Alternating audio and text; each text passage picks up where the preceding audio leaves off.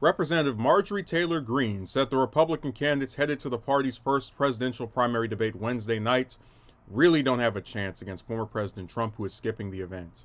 These candidates, I don't even know who some of them are. I was surprised I didn't know who the governor of North Dakota and some other people were, Greene said in a clip shared by the recount, referencing North Dakota Governor Doug Burgum, who is among the GOP contenders running for the Oval Office. They really don't have a chance, Greene, a close Trump ally, said of the other Republican candidates, because America knows what we had 4 years with President Trump. We want those days back. The former president and frontrunner of the GOP race announced over the weekend that he wouldn't be participating in the much-anticipated debate after months of suspense and suggestions that he'd pass on the event. Trump cited his significant lead in the polling as the primary reason for skipping the stage. His frontrunner status has led some to see his fellow candidates in a race to stand out as a potentially running mate for him later on. If he secures nomination, his campaign on Wednesday framed the debate as an audition for a potential second Trump term. 8 Republican... Okay, so this has already happened here.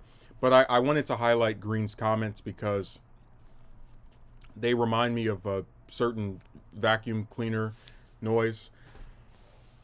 Now, Trump is the odds-on favorite to win. He's been polling in some cases as high as 30, 40 points ahead of other people, and even higher than that in a few occasions. But you have to remember that voting does not start until January, which at this point is still a full 4 months away. And I just think it's premature to tell a bunch of people who are running for office for an election that doesn't even start to actually have anyone voting until literally next year. Oh yeah, in August, we already know Trump's going to win. That's it. Just throw in the towel. Just give it up. I just don't think it's a practical way of conducting electoral politics. Well, the race is not tomorrow. It's in 5 months, but don't even bother. Trump already has it. Just know that you have no possible. It's kind of funny when she mentioned that she didn't know who the governor of North Dakota was. I didn't either. Him and Hutchinson were the only two I wasn't familiar with.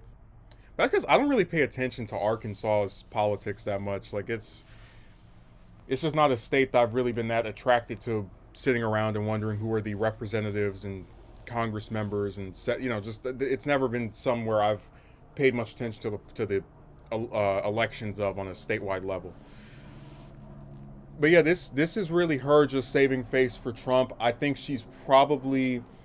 So the thing is that this comment kind of reminds me of the one that Noam, the governor of South Dakota, made, where she was talking about how no Republican can beat Trump in 2024. Why run if you can't win? I broke down how some people run to get a VP spot, cabinet position, bigger name recognition, etc. There's plenty of reasons why people run for president without actually planning on winning. But what's very interesting to me is that I'm very confident Trump is going to pick a woman for his running mate because he knows he's weak with female voters, and he thinks that they're going to be tricked by the superficial, gender of whoever he runs with this time.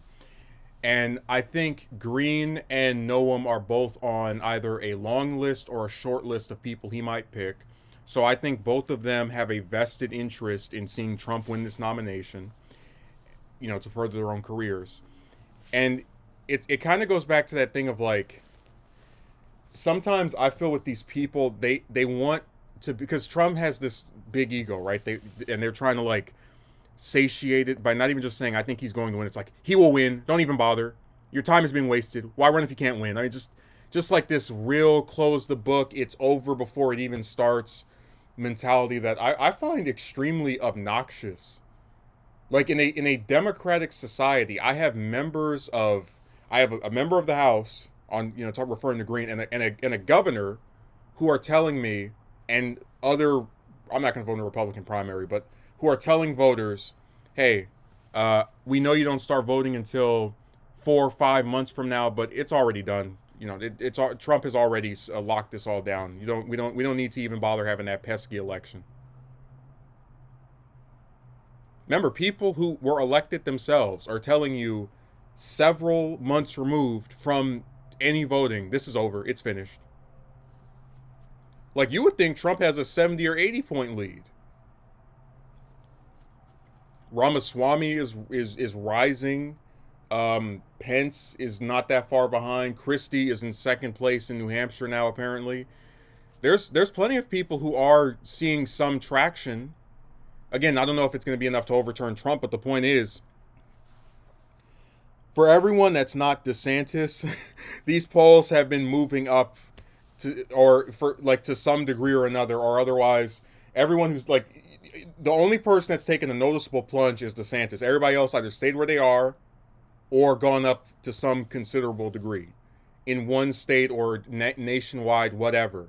But it's insane to me that like these people who want to be his, they can't even just say, hey, you know what?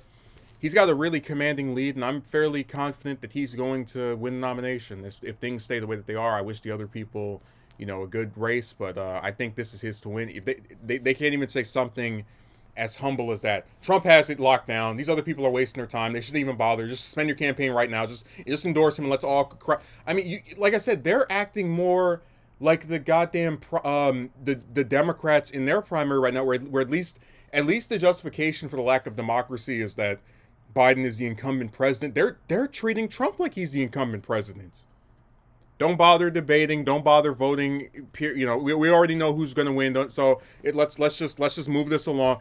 Like, this is crazy. But remember, these are the same people who will swear up and down the Democrats hate democracy. It's like, you guys are fine with endorsing someone that's too lazy to go to a debate.